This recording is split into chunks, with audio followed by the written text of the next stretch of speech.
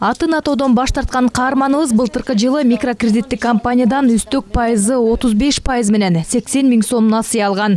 Чээде 2 баласы менен жалгыз калган эне насыяга алынган акчага тигүү машинесин алууну пландаган. Бирок кыялы ишке ашпай аны төлөй албай отурат. Анткени пандемия ал иштеген тигүү цехтин дагы ишин токтотту. Ошентип 2 айдан бери жумушсуз отурат.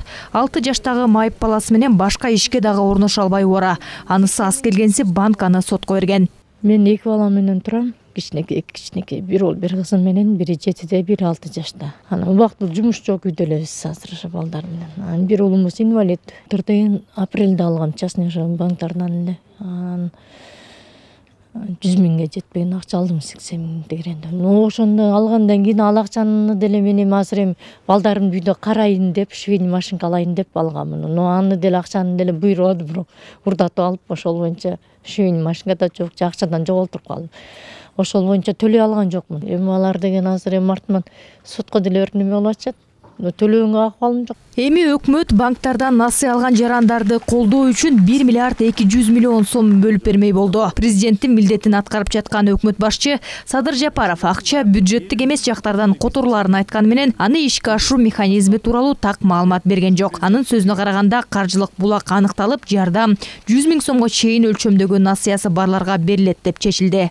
Ал эми кредит боюнча 100 миң сомго чейин алынган кредиттер бул абдан көп экен. Анткени өзүңүздөргө белгилүү, 100 миңге чейин кандай адамдар кредит алат? Турмушу начар, баягы ылдыйкы слойдо жашаган жарандарыбыз алат. Биз ошолорго караштырып туруп, бюджеттин эсебинен эмес, бул бюджетке кирбеген акча. Бюджетте пландалбаган акча башка источниктерден таап туруп 1 миллиард 200 миллион сом жумшадык.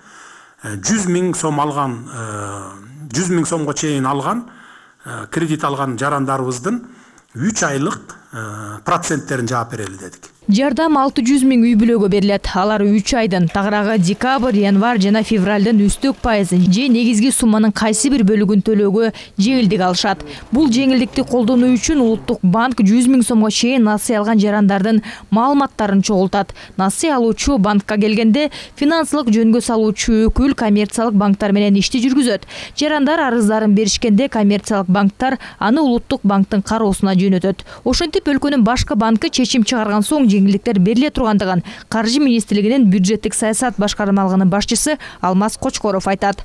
Улуттук банктын сунушу менен, Улуттук банктын талабы менен бүт баарына 100 миң сомго чейин эч кимди бөлбөй, ошо үстөк пайызыны гана декабрь, январь, февраль 3 айлыкыны төлөп бергенге. Мисалы, декабрь айында насыя алган адам декабрь айында 8 миң төлөш керек болсо, анын ичинде 5 миңи өздүк кредиттин суммасы жана 3 миңи үстөк пайызы болсо, ошол 3 миңини гана өкмөт жаап берет.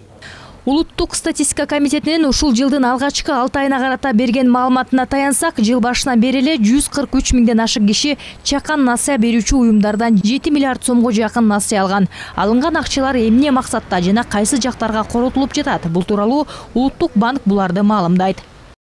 Керектөөчү насыялар ар түрдүү максаттарда алынат. Мисалы, эмерек, тиричилик жана электрондук техникаларын сатып алууга, саякатка, окуу акысын төлөө жана башка нерселер үчүн алынат.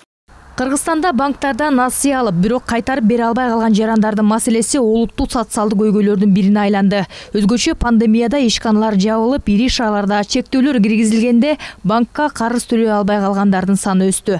Мындай көрүнүш өлкө экономикасынын кескин түшүп жаткандыгынан кабар берет. Себеби катары Кыргызстанда стратегиялык өнөктөш катары саналган өлкөлөрдөгү акыбал түздөн түз таасирин тийгизип жаткандыгын мурдагы экономика министри Эмил Умиталиев айтууда. Эң биринчи күтүлгөн биздин экономикабыздын, турмуш акыбалыбыздын артка кетилүүсү бажы биримдигине, Евразиялык экономикалык биримдигине кеткенден эле башталган. Өзгөчө бүгүн байкасаңар, Орусиянын экономикасы абдан начар акыбалда өспөй атат, артка кетип атат, жөнөкөй эли жакырчылыкка түртүлдү. көп жылдан бери чоң ылдамдык менен ошо жакырчылыкка түртүлдү.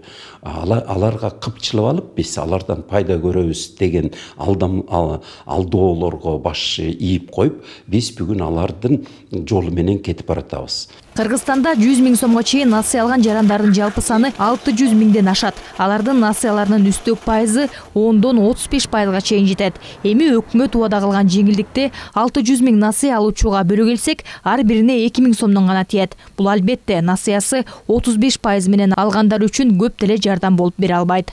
Чолпон Бешилен кызы, Алтынбек Сакиев, Нью ТВ.